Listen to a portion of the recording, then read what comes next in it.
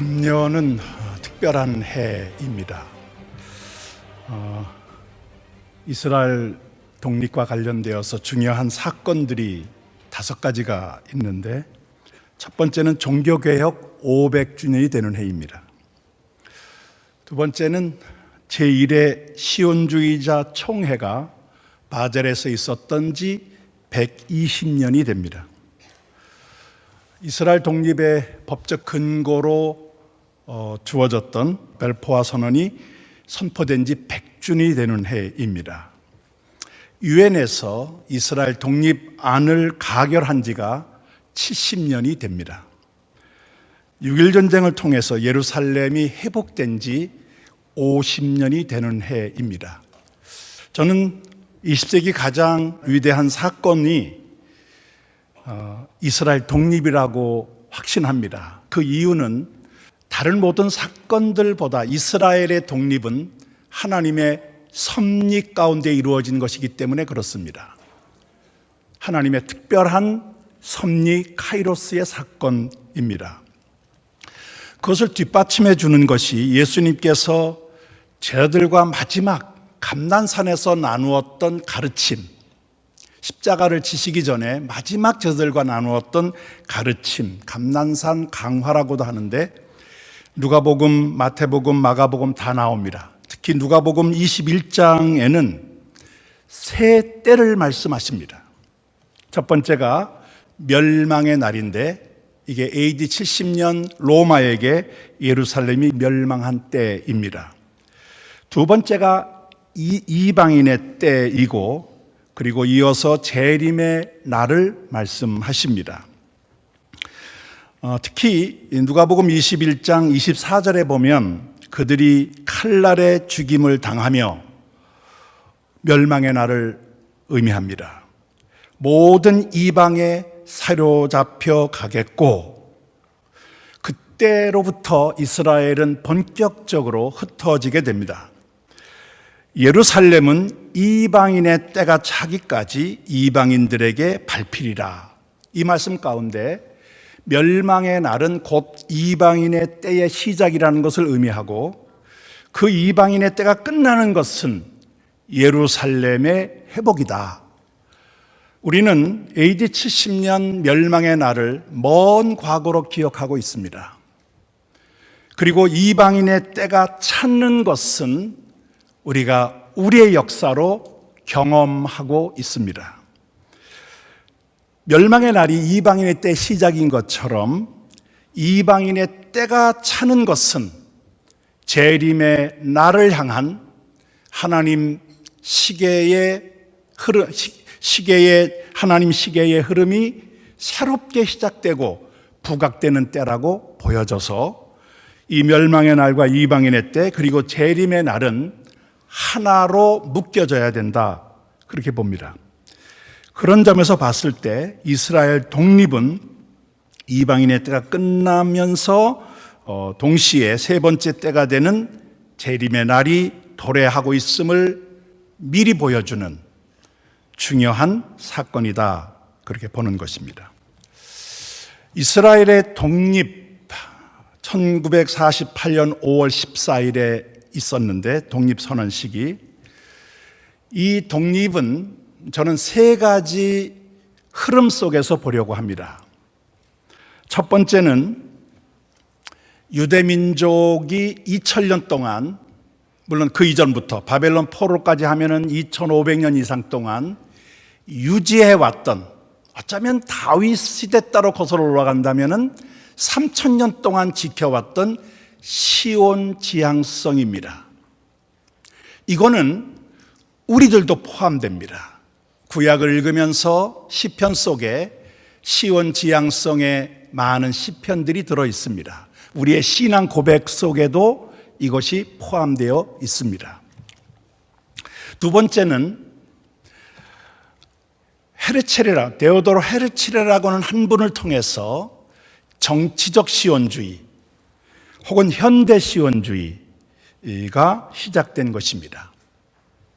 거기에 또 하나, 세 번째 요인이 영국을 중심으로 그 후에 미국까지 확산되었던 유대인들을 향한 회복주의의 신앙, 운동이 이 이스라엘 독립의 아주 중요한 요인이 되었다 하는 것입니다.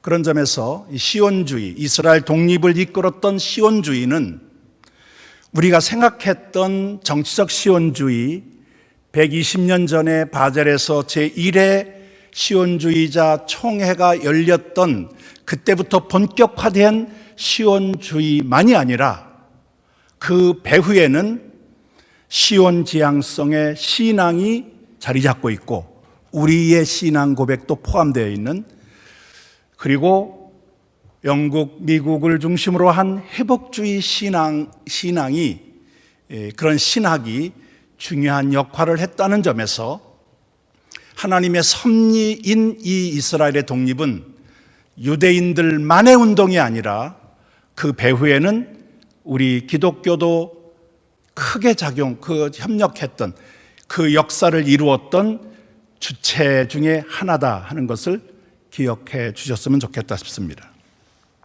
먼저 시온 지향성 신앙입니다. 이거를 시온 신학이라고도 부릅니다. 사이언 트래디션 혹은 사이언 테올로지라는 말로도 포함됩니다. 불리고 있습니다. 제가 히브리 대학에서 박사학위 논문의 주제가 사이언 트래디션에 관한 것이었습니다. 시온은 여러분들이 잘 아시는 대로 예루살렘에 대한 또 다른 이름입니다. 그런데 예루살렘은 정치적인 용어라고 한다면 시온은 성전을 가르치는 신앙의 의미가 강한 용어입니다. 그런데 이 시온이 바벨론 포로를 거치면서 그들이 장차 돌아갈 고국으로 상징이 되면서 시편 안에 아주 확실하게 자리를 잡게 되고, 이 시온은 구체적인 지역성과 함께 신앙적 이상이라는 이중적 의미를 가지면서 2000년 이상 디아스포라 생활 속에서 유대인들을 하나로 묶어주는 힘이 되었다 하는 것입니다. 그리고 여기에서 정치적 시온주의가 태동되는 근거가 마련되었다 하는 것입니다. 시온 지향성의 유대인 관습들이 여러 가지가 있는데, 매일매일 드리는 기도 속에서, 더 나아가 아침, 점심, 저녁 매일 먹는 식사의 기도 속에, 그들이 드리는 기도 속에 예루살렘을 세우시는 분이라고 하는 하나님에 대한 지칭이 포함되어 있습니다. 6월절 대속절과 같은 중요한 명절의 마지막 기도는 이 기도를 내년에는 예루살렘에서 유명한 기도입니다. 이 성전과 예루살렘 파기를 기억하는 많은 유대인들의 관습도 있습니다. 참고해 주시길 바라고, 이런 시온 지향적 시온 신앙은, 시온 신학 혹은 시온 전승은 이 시온주의의 아주 중요한 바탕이 되었다 하는 것입니다. 그러면서 이스라엘 독립의 중추적인 견인차 역할을 했던 시온주의가 시작이 되는데, 이 시온주의는 정치적 시온주의라고도 부르고, 이 정치적이라고 하는 이 말은 외교적 노력으로 나라를 팔레스타인 안에 세운다는 것입니다. 1897년에 제1회 바젤에서 시온주의 총회가 열렸던 그 당시에는 식민지 시대였습니다. 소위 강대국에 의해서 나라들이 지배를 당하기도 하고 독립을 하기도 하고, 그런 강대국 중심의 식민지 시대였기 때문에 그 시대에 맞게끔 강대국들을 설득하면 팔레스타인에 유대인 국가를 세울 수 있다고 하는 그런 목표 설정이 가능했습니다. 그것을 가리켜서 정치적 시온주의다라고 부르게 되는 것입니다. 이 정치적 시온주의는 데오도르 헤르첼이라고 하는 분에 의해서 구체화되는데, 이 정치적 시온주의의 배경으로 저는 두 가지를 소개하려고 합니다. 하나는 러시아에서 일어났던 유대인 박해운동입니다.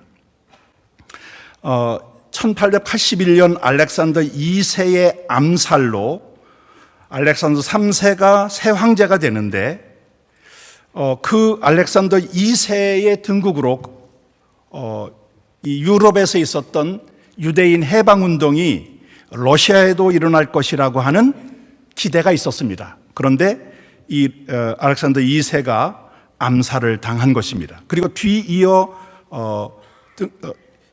황제로 등극한 알렉산더 3세는 훨씬 더 강력한 방법으로 상류층과 지도층을 주도하는 그 이전에 러시아에서 있었던 유대인들의 박해는 저변층에서의 생활 속에서의 싸움이었다면은 알렉산더 3세에 의한 포그롬, 유대인 박해는 상류층이 주도하는 새로운 형태의 박해였습니다. 유대인 이 새로운 형태의 유대인 박해로 인해서 유대인들은 세 가지 길을 선택할 수밖에 없었습니다. 하나는 러시아에 남는 것입니다. 그렇게 남아있던 사람들이 1917년 러시아 공산혁명에 상당히 중요한 역할들을 합니다. 또 하나의 방법은 미국과 같은 자유로운 나라로 이민을 가는 것이었습니다. 실제로 미국의 유대인 공동체가 오늘날과 같이 저렇게 급부상한 것은 러시아의 유대인 박해 포그롬의 결과이기도 합니다.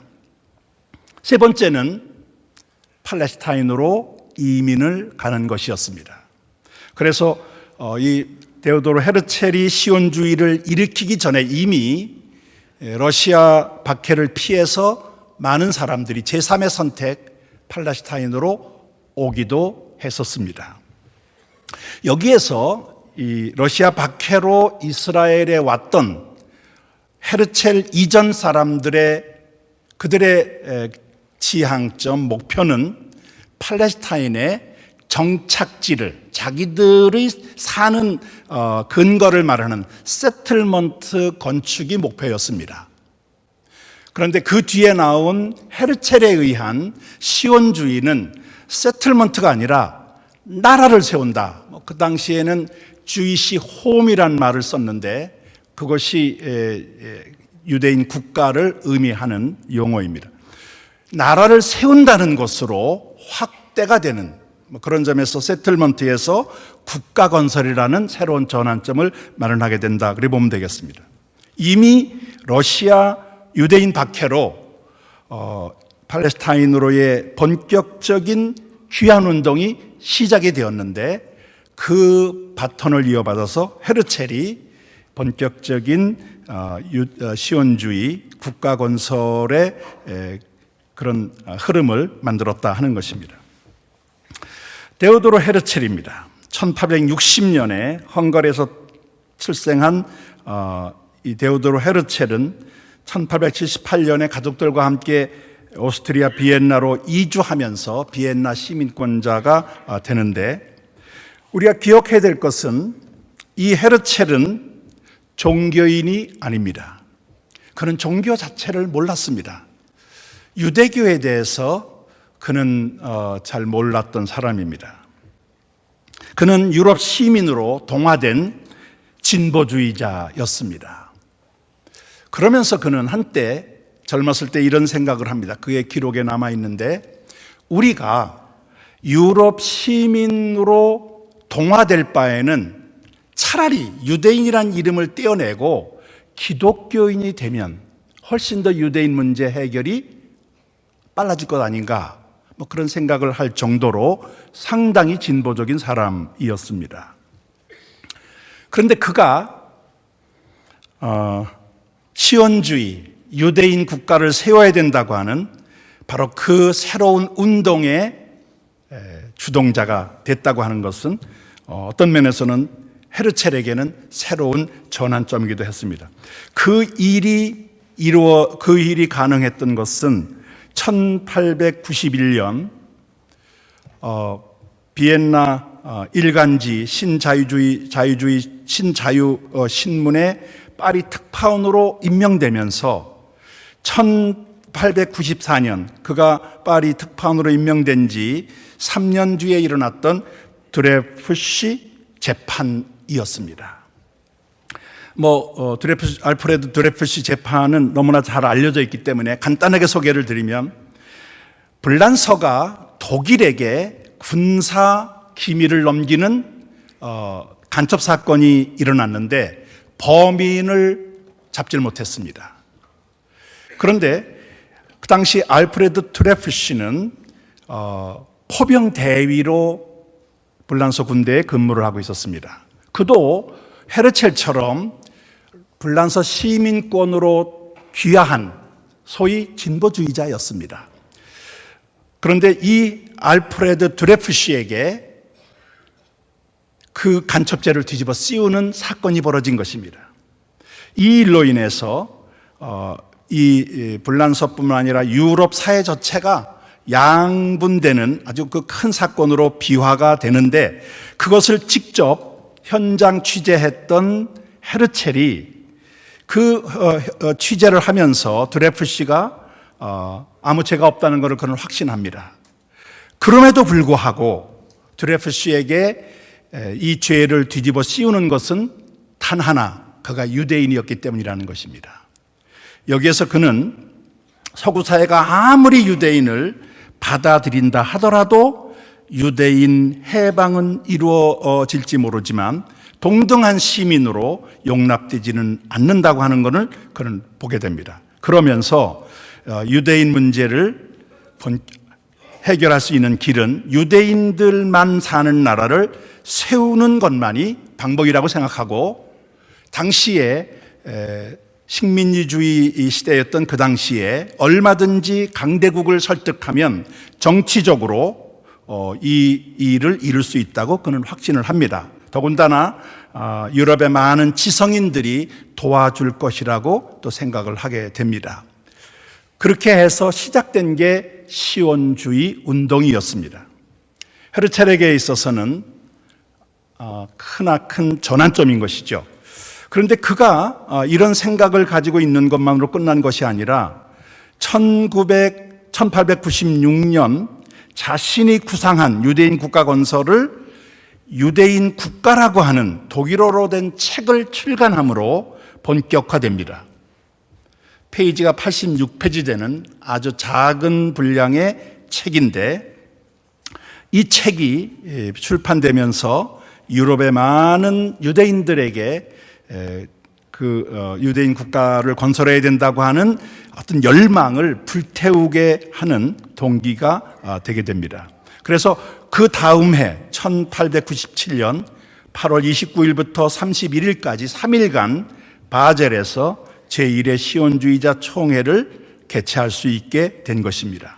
여기에서 헤르첼은 비종교인이었고 유럽 시민권으로 동화된 진보주의자였는데, 그에게 한 가지 특별한 은사가 있다면 그는 작가였습니다. 특히 극작가로 많은 작품을 남겼는데, 어쩌면 하나님께서 그를 글 쓰는 재주를 활용한 게 아닌가 하는 생각도 듣습니다. 그래서 이 유대인 국가가 출판됨으로 인해서 1년 만에 그 시온주의자 총회를 열 수 있었다는 것입니다. 기록에 의하면 17개의 나라 69개 단체를 대표하는 208명의 대표자가 모였습니다.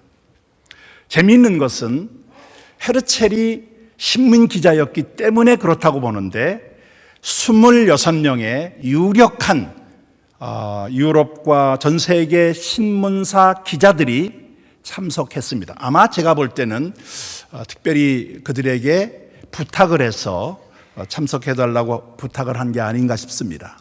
208명의 대표자, 26명의 신문기자, 절반 이상은 동부 유럽에서 참석을 했고, 특히 러시아가 전체 참석자의 4분의 1에 해당되는 대표자를 보낸 거로 되어 있습니다.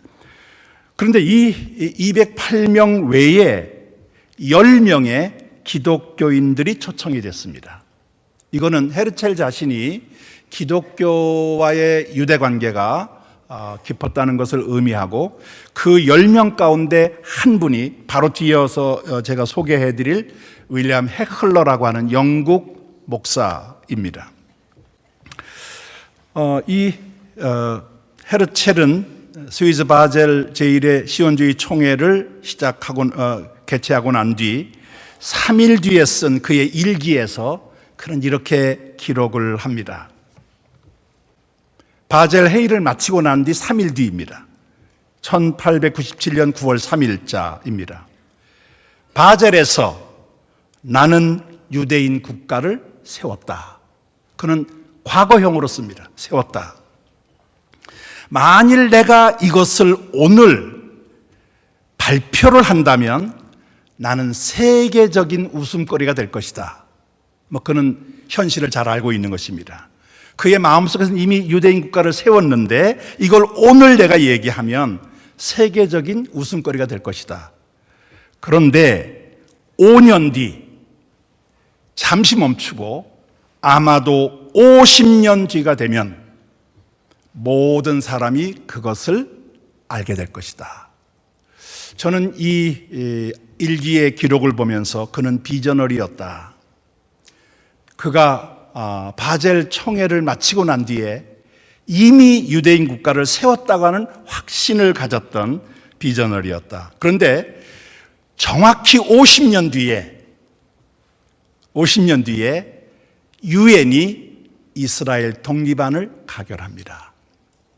그가 가졌던 이 비전은 하나님의 은혜 가운데 그대로 성취됐다라고 보는 것이죠. 그 이후 매년 시온주의제 총회를 개최하면서 이 시온주의가 본격화되는데 그는 안타깝게도 1904년 그의 나이 44세 젊은 나이로 그는 운명을 달리하는 그런 이제 짧은 생애를 살았던 인물입니다. 그가 죽기 전에 우간다안이라고 하는 당시 영국령 우간다의 유대인들이 잠정적으로 국가를 건설하는 안을 가지고 시온주의와 크게 충돌을 벌이는데 아마 그 결과가 그의 건강을 악화시켰다라고 보기도 합니다.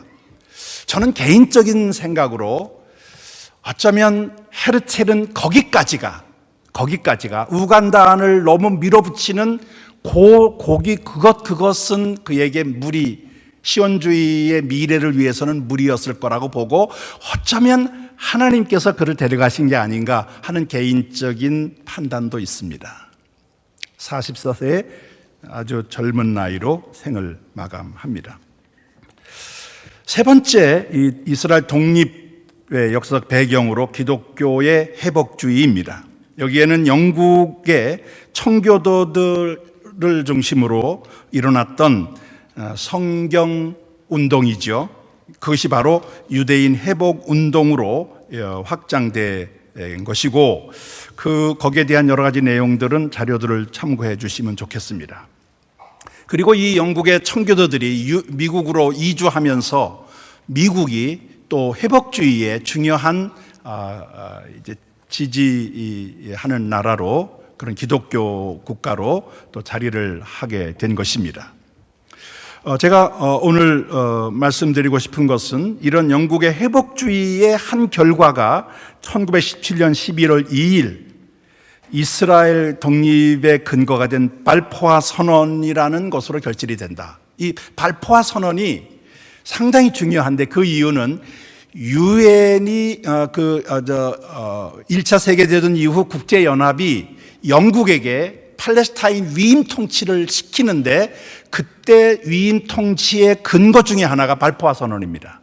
그러니까 1차 세계대전이 끝나면서 많은 나라들이 이스라엘의 팔레스타인 유대인 국가에 관심이 많았고 그거를 발표했던 발포화 선언을 했던 영국이 책임져라 라고 하는 것으로 이 팔레스타인 위임 통치가 주어지는데 26년 동안 계속된 이 영국의 위임 통치 기간 동안에 영국은 본래의 뜻을 벗어나기 시작합니다. 그게 중동의 석유 때문이었습니다. 그래서 26년 만에 위임 통치를 끝나고 그리고 유대인 국가 건설 문제를 유엔에게 넘기게 되는데 유엔이 그것을 받아서 1947년 11월 29일 유엔 3분의 2 이상의 가결로 이스라엘 독립안을 받아들이게 된 것입니다. 그런데 이 데오도르 헤르첼을 적극적으로 도왔던 인물이 하나 있습니다. 저는 이거를 영국 회복주의의 개인적인 연결고리다 그렇게 봅니다.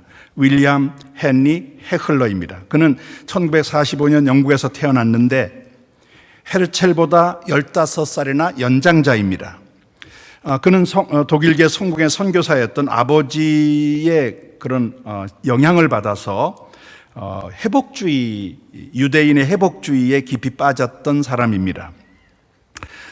그리고 1870년에서 72년 사이에 벌어졌던 불란서 독일 전쟁 기간 동안 독일군 군목으로 잔화하여 종군하는데 그때 두 차례나 훈장을 받으면서 바덴의 대공작 프레드릭 1세와 친분을 맺게 되고 그의 자녀들을 가르치는 개인 가정교사가 되기도 합니다. 그런데 이 바덴의 대공작 프레드릭 1세는 후에 독일 황제가 된 비엘름 2세의 삼촌이었습니다.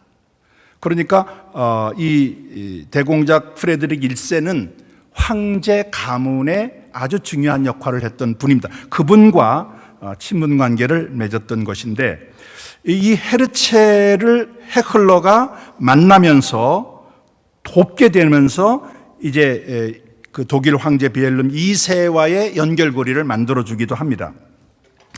헤클러가 헤르첼을 만나게 된 것은 그의 책 유대 국가를 그가 읽으면서 감동을 받았기 때문입니다. 그래서 1896년 3월 10일 당시 비엔나 영국 대사관 주재 목사였던 헤클러가 우연하게 같은 도시에 있던 헤르첼의 유대 국가를 읽고 감명을 받아 그가 먼저 연락을 했다고 되어 있습니다. 그래서 그때부터 헤르첼을 돕게 되는데 특히 그는 유럽의 많은 영국과 유럽의 많은 그 지도자들을 소개해 주게 됩니다. 아까 말씀드렸던 제1차 시온주의 총회에 10명의 기독교인들이 초청이 되었는데 그 중에 한 명이 헤클러였습니다. 그는 자기가 갖고 있는 개인적인 친분 관계를 적극 활용해서 헤르첼을 유럽 정치 지도자들과 교회 지도자들에게 소개하는 역할을 감당합니다. 헤르첼이 단 한 차례 팔레스타인을 방문합니다. 그는 독일 황제를 만나기 위해서였는데 그때 팔레스타인 방문에 동행한 사람이 헤클러였습니다. 이 헤클러는 헤르첼의 마지막 침상을 지켜준 가족 외의 유일한 외부 인물로 알려져 있습니다. 그만큼 둘 사이가 친밀했음을 보여줍니다. 헤르첼은 시온주의자들에게 죽음을 앞두고 자기를 끝까지 지켜준 헤클러를 결코 잊지 말아달라 하는 부탁을 유언으로 남겼다고 합니다.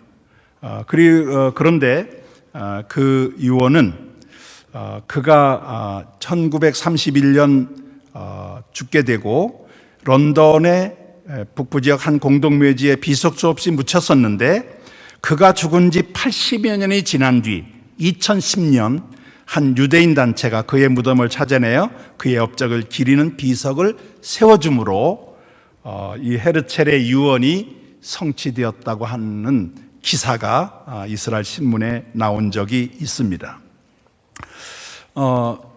영국의 회복주의가 그만큼 중요한 역할을 했고 그 구체적인 도움은 윌리엄 헤클러라고 하는 한 인물을 통해서 이루어졌다 하는 것을 제가 말씀을 드리는 것입니다. 이제 이스라엘 독립이 갖고 있는 역사적 신학적 함의를 한번 살펴보려고 합니다. 저는 크게 나누어서 세 가지 말씀을 좀 드리려고 하는데, 첫째는 이 이스라엘 독립은 20세기 최대의 사건이었는데 그 역사적 신앙적 배경에 유대인들의 시온지향적 신앙과 함께 그 다음에 우리 영국교회를 중심으로 한 유대인 회복주의 신앙이 자리하고 있다. 거기에 헤클러와 같은 그런 개인이 구체적으로 헤르체를 도와주었다 하는 것을 먼저 말씀드리고 싶고, 그래서 이스라엘의 독립이라고 하는 결실이 나타났다고 하는 것입니다. 두 번째는 이스라엘 독립이 정치적 회복이라면 그 정치적 회복이 있은 이후에 유대인의 영적 회복이 가속화되었다는 것입니다. 오늘 개회 예배에서 우리 목사님께서 말씀하신 마지막 결론이 그런 유대인들의 영적 회복에 대한 말씀인데, 영적 회복은 에스겔의 마른 뼈 환상에서처럼 외형이 갖춰준 뒤에 나오는 것이지 그런 것 없이 가능하지 않습니다. 그래서 이스라엘의 독립을 우리가 주목하는 것은 그 자체가 중요한 게 아니라 그것을 통해서 하나님께서 이스라엘을 영적 회복을, 그 영적 회복은 예수님께서 우리에게 주셨던 세 때의 마지막 때를 향한 아주 중요한 사건이 되기 때문에 이 이스라엘 독립이 가는 의미가 크다라고 하는 것입니다. 저는 이 이스라엘의 메시아닌 유대인 교회, 유대인 신학교인 이스라엘 칼리지 오브 더 바이블 에레즈 쪼레프 총장과 깊은 개인적인 교분을 갖고 있습니다. 지난 6월에 만났을 때 그는 이렇게 얘기했습니다. 현재 이스라엘에 예수 믿는 유대인 수가 보수적으로 따져도 3만 명이고 주변에서 고백하지 않은 유대인까지 합치면 5만 명을 계산할 수 있다. 직접 제가 들은 이야기입니다. 그런데 이스라엘 독립 때 100명의 메시아닌 유대인들을 있었다고 알려져 있습니다. 35년이 지난 1980년대 중반, 제가 이스라엘에서 유학을 하고 있을 때입니다. 그 당시 이스라엘의 유대인, 메시아닌 유대인, 예수 믿는 유대인 수가 3,000명이라고 그랬습니다. 35년 뒤에 30배가 늘어난 것입니다. 그 후 또다시 35년이 지났는데 그 35년 사이에 10배가 늘어났습니다. 크게 보면 20배가량 늘어난 것입니다. 저는 지난 70년 동안 세계 기독교 역사에서 이렇게 지속적으로 급성장한 교회가 없다고 봅니다. 이것은 우리가 주목해야 될 현상입니다. 하나님께서는 이미 육적 회복의 이스라엘 독립을 통해서 영적 회복의 목표를 이미 시작하셨다 하는 것입니다.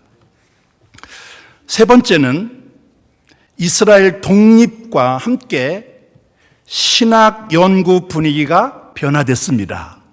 저는 이것의 중요한 그 연결고리가 사해 사본의 발견이라고 봅니다. 쿰난 문서라고도 알려져 있는 사해 사본 발견이 1947년 봄쯤으로 됩니다. 그것이 이제 최초로 발견됐던 그 베두인 소년들에 의해서 발견된 게 1947년 봄이었는데, 이것이 이스라엘로 넘어오기 시작하는, 본격적으로 그것이 이제 세상에 알려지면서 이스라엘이 그 첫 번째 동굴의 7개의 문서를 다 구입을 해서 지금 이스라엘 박물관 그 안에 있는 더 슈라인 오브 더 북이라고 하는 그 사해사본 사해사본 그 전시관 안에 들어 있는데, 그것이 나오기 시작한 게, 제가 여기 시간이 없어서 말씀드리기가 좀 그런데, 유엔이 이스라엘의 독립안을 가결하는 것과 맞물려 있습니다. 저는 기회가 지금 제가 책을 하나 쓰고 있는데 이런 내용들을 잘 설명하는 내용을 지금 책 안에서 소개를 드리려고 합니다. 쿰난 사본, 사해 사본의 발견으로 1세기 팔레스타인의 유대교 상황을 본격, 그것은 예수님 당시의 상황입니다. 연구가 활발하게 전개되면서 기독교가 서구화되는 과정에서 잃어버렸던 기독교의 본래적 뿌리와 그리고 유산 회복에 대한 관심이 높아질 수밖에 없었다 하는 것입니다. 그런 점에서 이 이스라엘 독립과 함께 하나님께서는 사해사본이라고 하는 그동안에 감춰져 있던, 재미있는 것은 그 사해사본도 그 동굴 속에 감춰진 게 AD 70년 예루살렘을 공격하는 로마군에 의해서 그를 피하기 위해서 감춰 놓은 것입니다. 그러니까 쿰난의 문서가 감춰지기 시작한 게 예루살렘 멸망과 관련이 있습니다. 근데 그 예루살렘 멸망으로 이방의 때가 시작된 유대인 역사에서 그것을 회복하는 이스라엘 독립과 그리고 쿰난 문서의 발견은 상당히 연관성이 깊다라고 하는, 조금 영적 해석인 것 같아서 죄송합니다만은, 그러나 우리가 영적 해석을 무시하면 안 되지 않나 하는 생각입니다. 그런 점에서 이 연구에 지금 금년이 종교개혁 500주년인데 루터를 종교개혁으로 이끌었던 가장 중요한 게 로마서 주석이라고 알려져 있습니다. 그래서 로마서의 새로운 이해가 오늘 이 시점에서 조명될 필요가 있겠다. 오늘 개회예배 설교도 로마서 11장 로마서에 대한 새로운 우리의 재발견을 시도한 것이라고 보여집니다. 다른 말씀은 제가 다 생략을 하고, 로마서의 역사적 배경, 그것은 유대인 중심에서 이방인 중심이었던 그 갈등 관계라고 하는 것이고, 그런데 로마서의 핵심 내용은 이신득이 믿음으로 구원받는다는 것, 이거는 아주 중심입니다. 그런데 이 핵심을 싸고 있는 외곽틀은 유대인과 이방인으로 구성된 한 세 사람 교회다. 오늘 마지막 김접 박사님께서 이 한 세 사람이라고 하는 강의를 하시게 되어 있습니다. 그래서 이 이신득이라고 하는 신학적 핵심이 유대인과 이방인으로 구성된 로마 교회의 틀 안에 지금 있는데, 이 이방인과 유대인의 갈등 관계가 있기 때문에 바울이 그 갈등 관계를 해소하기 위한 한 방향, 한 목적으로 이 로마서를 기록했다라고 하는 것입니다. 그런데 이 로마서 안에 있는 유대인과 이방인의 관계를 저는 삼중 관계로 봅니다. 첫째, 유대인과 이방인의 동등성입니다. 여기에는 하나님의 심판, 구원 다 똑같이, 유대인이든 이방인이든 다 똑같이 하나님의 심판, 구원 안에 있다는 것입니다. 바울이 강력하게 얘기합니다. 그러면서 두 번째는 유대인의 우선성입니다. 그게 바로 로마서 1장 16절에 나와 있는 내가 복음을 부끄러워하지 아니한다. 이 복음은 모든 믿는 자에게 구원을 주시는 하나님의 능력이 됨이라. 먼저는 유대인에게요, 그리고 헬라인에게다. 그러니까 이방인과 유대인의 관계에서 우선성이 있다는 것입니다. 2장 9절에 환난과 공고, 마찬가지로 유대인 먼저, 헬라인에게, 그리고 영광과 존귀와 평안도 선을 행하는 자에게는 먼저 유대인에게요, 그리고 헬라인에게다. 그래서 유대인 우선성이 있다는 것입니다. 거기에 이제 세 번째가 유대인의 나음입니다. 이거를 영어로 어드밴테이지라고. 유대인 어드밴테이지가 뭐냐? 그리스도는 유대인이 혈통으로 나셨다. 로마서 1장 3절, 9장 4절에 반복해서 이야기합니다. 하나님의 말씀을 맡은 자들이 유대인이다. 로마서 3장 1절과 2절, 유대인의 나음이 뭐냐라는 질문의 답으로 바울이 얘기합니다.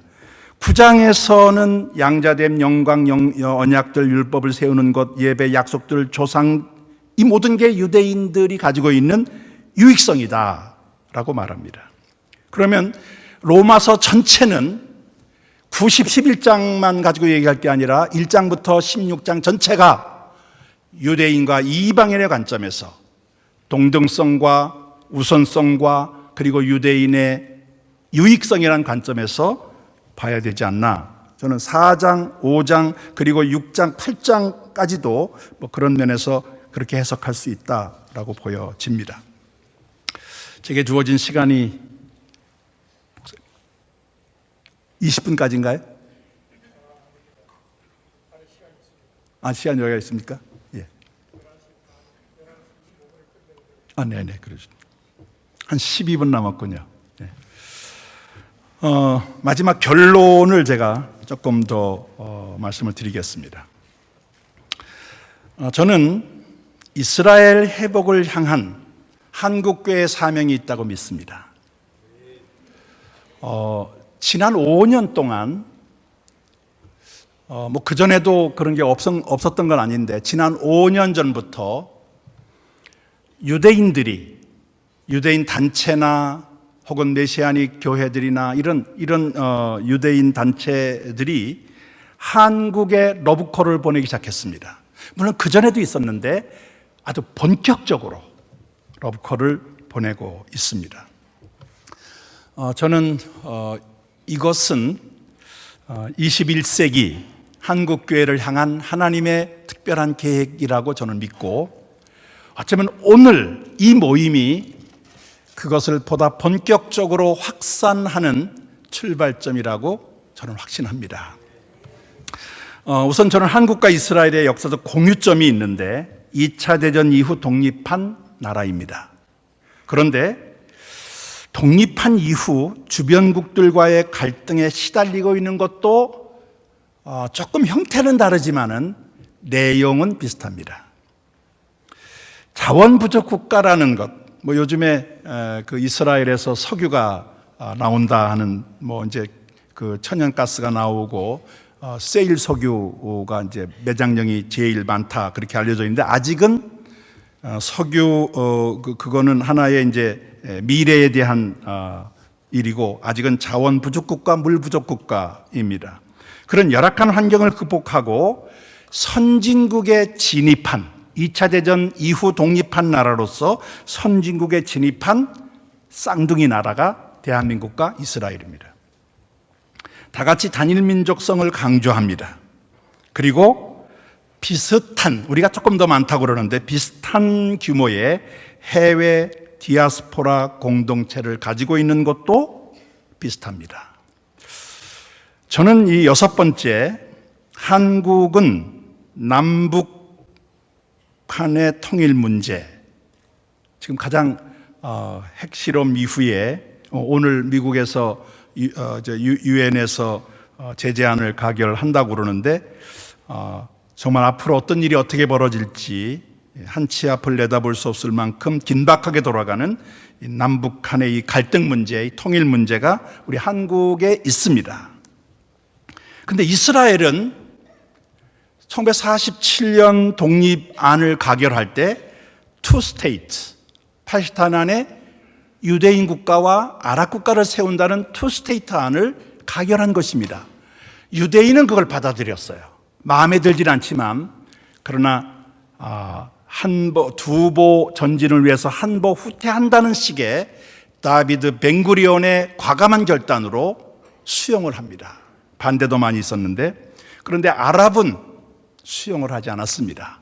오히려 이스라엘 독립을 전쟁의 출발점으로 삼았습니다. 주변에 5개 나라가 연합군을 만들어서 전쟁을 벌였던 게, 이스라엘은 독립선언식을 한 그날이 전쟁이 시작된 날입니다. 독립선언식을 주관해서 인도했던 데비드 벤구리온이, 초대 수상을 지낸 분이 독립선언식 후에 간 데가 어디인지 아십니까?